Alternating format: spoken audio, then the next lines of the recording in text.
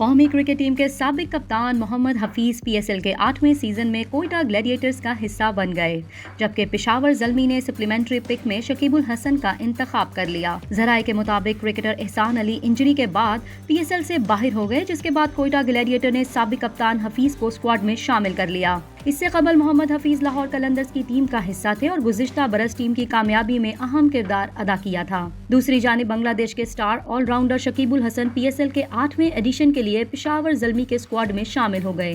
پشاور زلمی نے شکیب الحسن کو reserve supplementary پک استعمال کرتے ہوئے اپنی ٹیم میں شامل کیا ہے۔ شکیب الحسن کل کراچی کنگز کے خلاف میچ میں سلیکشن کے لیے پشاور زلمی کو دستیاب ہوں گے۔ شکیب الحسن 26 فروری تک پشاور زلمی کو دستیاب ہوں گے۔ شکیب الحسن کی شمولیت سے پشاور زلمی کی ٹیم مزید مضبوط ہو گئی، جس کے پاس پہلے ہی رواں سیزن کے لیے قومی ٹیم کے کپتان اور دنیا کے نمبر 1 بیٹسمین بابر اعظم موجود ہیں۔ شکیب الحسن کا بھی آئی سی سی کی T20 رینکنگ کے آل راؤنڈر میں پہلا نمبر ہے اور بنگلہ دیش پریمیئر لیگ میں بھی انہوں نے شاندار کارکردگی کا مظاہرہ کیا تھا۔